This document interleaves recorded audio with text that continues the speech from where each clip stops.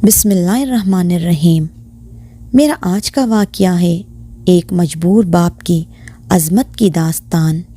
ایک شخص نبی پاک آپ صلی اللہ علیہ وآلہ وسلم کی خدمت میں حاضر ہوا اور اس نے اپنے باپ کی شکایت کی کہ یا رسول اللہ، میرا باپ مجھ سے پوچھتا نہیں اور میرا سارا مال خرچ کر دیتا ہے۔ جب اس شخص کے والد کو پتہ چلا کہ میرے بیٹے نے رسول اللہ سے میری شکایت کی ہے تو دل میں بہت رنجیدہ ہوا اور رسول اللہ کی خدمت میں حاضری کے لیے چل دیا۔ راستے میں کچھ اشعار یاد کرتے ہوئے جا رہا تھا۔ ادھر بارگاہ رسالت میں پہنچنے سے پہلے حضرت جبرائیل علیہ السلام آپ صلی اللہ علیہ وآلہ وسلم کی خدمت میں حاضر ہوئے اور فرمائے کہ اللہ سبحانہ تعالیٰ نے فرمایا ہے کہ ان کا معاملہ بعد میں سنیے گا، پہلے وہ اشعار سنیں جو وہ یاد کرتے ہوئے آ رہا ہے۔ جب وہ بوڑھا شخص حاضر ہوا تو آپ صلی اللہ علیہ وآلہ وسلم نے فرمایا کہ آپ کا معاملہ بعد میں سنا جائے گا، پہلے وہ اشعار سنائیے جو آپ یاد کرتے ہوئے آئے ہیں۔ وہ ایک مخلص صحابی تھے۔ یہ سن کر رونے لگے کہ جو اشعار ابھی میری زبان سے ادا بھی نہیں ہوئے، میرے کانوں نے بھی نہیں سنے، آپ کے رب نے سن بھی لیے اور آپ کو بتا بھی دیا۔ صحابی نے اشعار پڑھنے شروع کیے۔ اے میرے بیٹے، جس دن تو پیدا ہوا ہماری محنت کے دن بھی شروع ہو گئے۔ تو روتا تھا، ہم سو نہیں سکتے تھے۔ تو نہیں کھاتا تھا، ہم بھی نہیں کھا سکتے تھے۔ تو بیمار ہو جاتا تو تجھے لیے حکیموں کے پاس علاجوں کے لیے مارے مارے پھرتے تھے کہ کہیں کچھ تجھے ہو نہ جائے، تو کہیں مر نہ جائے۔ حالانکہ موت الگ چیز ہے اور بیماری الگ چیز۔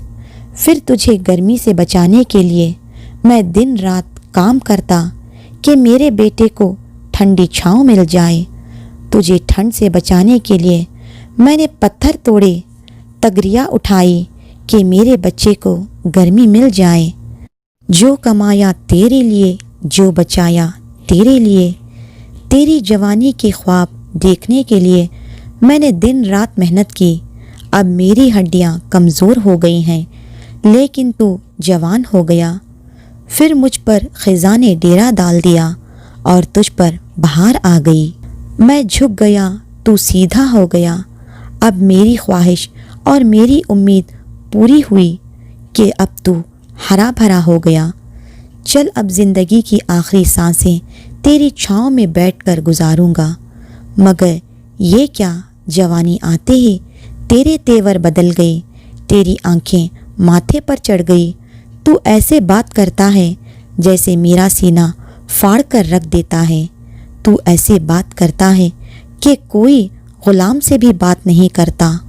پھر میں نے اپنی ساری زندگی کی محنت کو بھلا دیا کہ میں تیرا باپ نہیں نوکر ہوں۔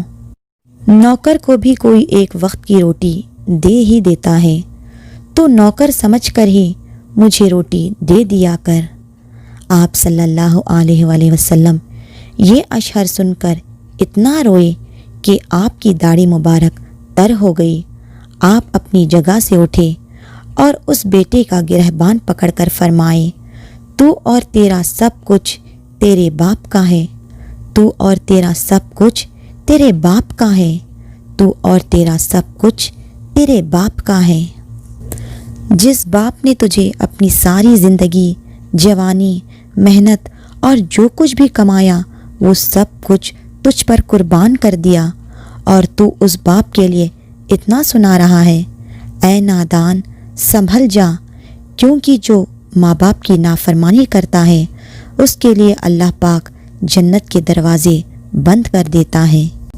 اللہ پاک نے اگر ماں کے قدموں کے نیچے جنت دے دی تو باپ بھی جنت کا دروازہ ہے۔ یہ چھوٹا سا اور دلچسپ واقعہ کیسا لگا کمنٹ سیکشن میں ضرور شیئر کریں۔ انشاءاللہ جلد ملتے ہیں ایک نئی ویڈیو کے ساتھ۔ جزاک اللہ خیرن کثیرا۔